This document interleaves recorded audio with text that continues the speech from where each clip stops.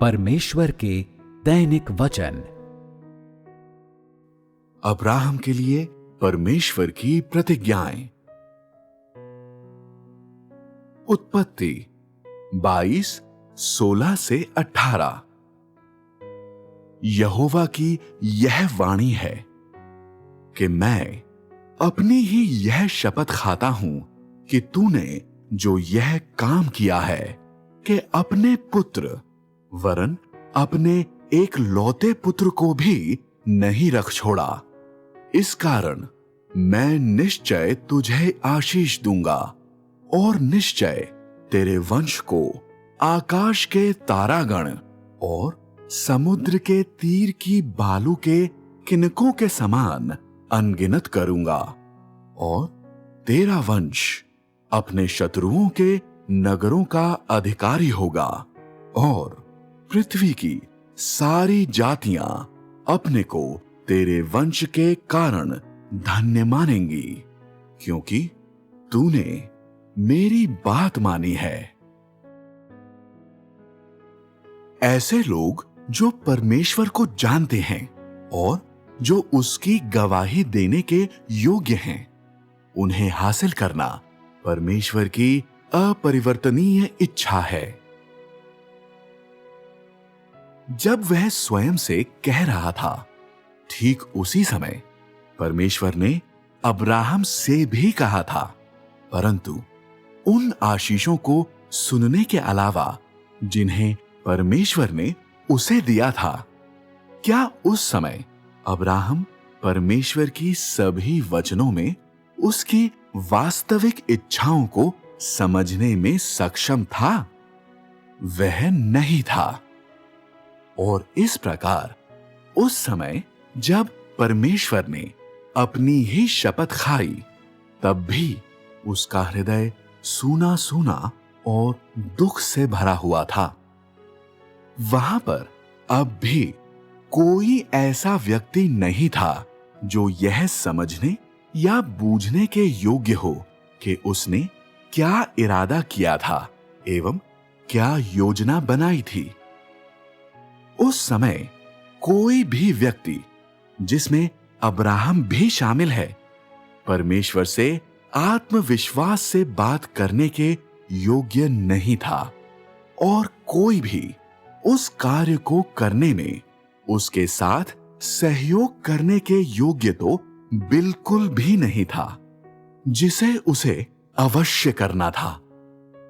सतही तौर पर देखें तो परमेश्वर ने अब्राहम को हासिल किया, और ऐसे व्यक्ति को हासिल किया था जो उसके वचनों का पालन कर सकता था। परंतु वास्तव में परमेश्वर के विषय में इस व्यक्ति का ज्ञान बमुश्किल शून्य से अधिक था। भले ही परमेश्वर ने अब्राहम को आशीषित किया था, फिर भी परमेश्वर का हृदय अभी भी संतुष्ट नहीं था। इसका क्या अर्थ है कि परमेश्वर संतुष्ट नहीं था? इसका अर्थ है कि उसका प्रबंधन बस अभी प्रारंभ ही हुआ था। इसका अर्थ है कि ऐसे लोग जिन्हें वह हासिल करना चाहता था, ऐसे लोग जिन्हें वह देखने की लालसा करता था, ऐसे लोग जिन्हें उसने प्रेम किया था, वे अभी भी उससे दूर थे।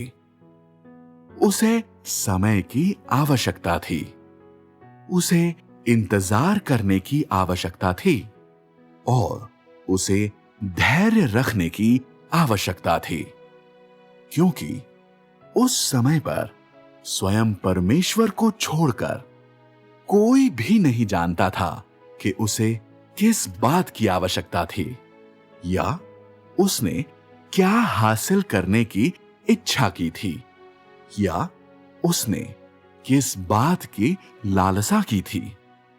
और इसी प्रकार ठीक उसी समय अत्यधिक उत्साहित महसूस करते हुए परमेश्वर ने हृदय में भारी बोझ का भी एहसास किया था।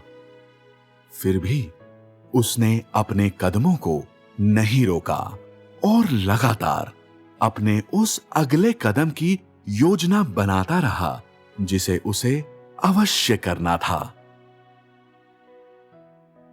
अब्राहम से की गई परमेश्वर की प्रतिज्ञा में तुम लोग क्या देखते हो? परमेश्वर ने अब्राहम को महान आशीषें प्रदान की थीं, सिर्फ इसीलिए क्योंकि उसने परमेश्वर के वचनों को सुना था।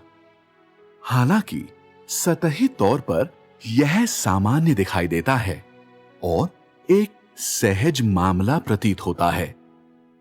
इसमें हम परमेश्वर के हृदय को देखते हैं। परमेश्वर विशेष तौर पर मनुष्य की आज्ञाकारिता को सहेज कर रखता है और अपने विषय में मनुष्य की समझ और अपने प्रति मनुष्य की ईमानदारी उसे अच्छी लगती है। परमेश्वर को यह ईमानदारी कितनी अच्छी लगती है, तुम लोग नहीं समझ सकते हो कि उसे कितना अच्छा लगता है, और शायद ऐसा कोई भी नहीं है जो इसे समझ सके। परमेश्वर ने अब्राहम को एक पुत्र दिया और जब वह पुत्र बड़ा हो गया, परमेश्वर ने अब्राहम से अपने पुत्र को बलिदान करने के लिए कहा। अब्राहम ने अक्षरशः परमेश्वर की आज्ञा का पालन किया।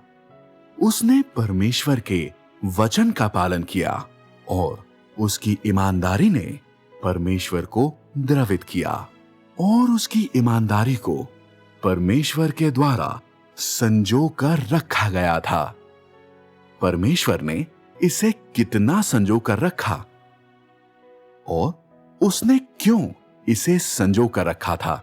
एक समय पर जब किसी ने भी परमेश्वर के वचनों को नहीं बूझा था या उसके हृदय को नहीं समझा था, तब अब्राहम ने कुछ ऐसा किया जिसने स्वर्ग को हिला दिया और पृथ्वी को कंपा दिया, तथा इससे परमेश्वर को अभूतपूर्व संतुष्टि का एहसास हुआ और परमेश्वर के लिए ऐसे व्यक्ति को हासिल करने के आनंद को लेकर आया जो उसकी आज्ञाओं का पालन करने के योग्य था। यह संतुष्टि एवं आनंद उस प्राणी से आया जिसे परमेश्वर के हाथ से रचा गया था, और जब से मनुष्य की सृष्टि की गई थी, यह पहला बलिदान था जिसे मनुष्य ने परमेश्वर को अर्पित किया था और जिसको परमेश्वर के द्वारा अत्यंत सहेज कर रखा गया था। इस बलिदान का इंतजार करते हुए परमेश्वर ने बहुत ही कठिन समय गुजारा था और उसने इसे मनुष्य की ओर से दिए गए प्रथम महत्वपूर्ण भेंट के रूप में लिया जिसे उसने सृजा था। इसने परमेश्वर को उसके प्रयासों और उस कीमत के प्रथम फल को दिखाया जिसे उसने चुकाया था, और इससे वह मानव जाति में आशा देख सका। इसके बाद परमेश्वर के पास ऐसे लोगों के समूह के लिए और भी अधिक लालसा थी जो उसका साथ दें, उसके साथ ईमानदारी से व्यवहार करें, ईमानदारी के साथ उसकी परवाह करें। परमेश्वर ने यहां तक आशा की थी कि अब्राहम निरंतर जीवित रहता, क्योंकि वह चाहता था कि ऐसा हृदय उसके साथ संगति करे, उसके साथ रहे जैसे वह उसके प्रबंधन में निरंतर बना रहा। इससे कोई फर्क नहीं पड़ता है कि परमेश्वर क्या चाहता था। यह सिर्फ एक इच्छा थी, सिर्फ एक विचार था, क्योंकि अब्राहम मात्र एक मनुष्य था जो उसकी आज्ञाओं का पालन करने के योग्य था, और उसके पास परमेश्वर की थोड़ी सी भी समझ या ज्ञान नहीं था। वह ऐसा व्यक्ति था जो मनुष्य के लिए परमेश्वर की अपेक्षाओं के मानकों से पूरी तरह रहित था।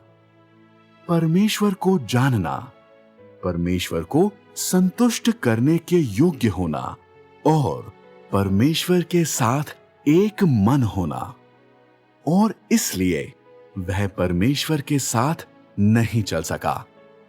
अब्राहम के द्वारा इसहाक के बलिदान में परमेश्वर ने उसमें ईमानदारी एवं आज्ञाकारिता को देखा था और यह देखा था कि उसने परमेश्वर के द्वारा अपनी परीक्षा का स्थिरता से सामना किया था। भले ही परमेश्वर ने उसकी आज्ञाकारिता एवं ईमानदारी को स्वीकार किया था, किंतु वह अब भी परमेश्वर का विश्वास पात्र बनने में अयोग्य था। ऐसा व्यक्ति बनने में अयोग्य था जो परमेश्वर को जानता था और परमेश्वर को समझता था और उसे परमेश्वर के स्वभाव के विषय में सूचित किया गया था। वह परमेश्वर के साथ एक मन होने और परमेश्वर की इच्छा को संपन्न करने से बहुत दूर था और इस प्रकार परमेश्वर अपने हृदय में अभी भी अकेला एवं चिंतित था।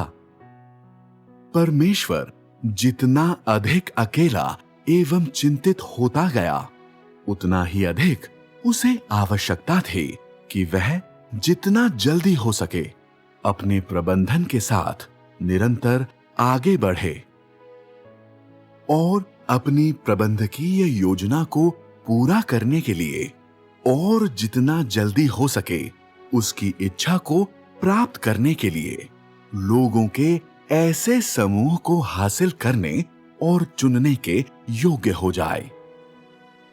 यह परमेश्वर की हार्दिक अभिलाषा थी और यह शुरुआत से लेकर आज तक अपरिवर्तनीय बनी हुई है। जब से उसने आदि में मनुष्य की सृष्टि की थी, तब से परमेश्वर ने विजयी लोगों के समूह की लालसा की है। ऐसा समूह जो उसके साथ चलेगा और जो उसके स्वभाव को समझने, बूझने और जानने के योग्य है।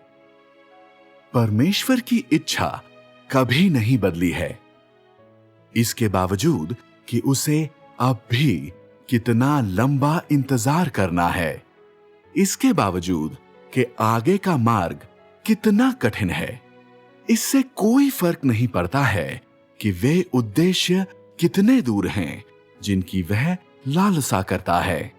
परमेश्वर ने मनुष्य के लिए अपनी अपेक्षाओं को कभी पलटा नहीं है या हिम्मत नहीं हारा है। अब मैंने यह कह दिया है, तो क्या तुम लोग परमेश्वर की इच्छा की कुछ बातों का एहसास कर सकते हो? शायद जो कुछ तुम लोगों ने एहसास किया है वह बहुत गहरा नहीं है, परंतु वह धीरे धीरे आएगा।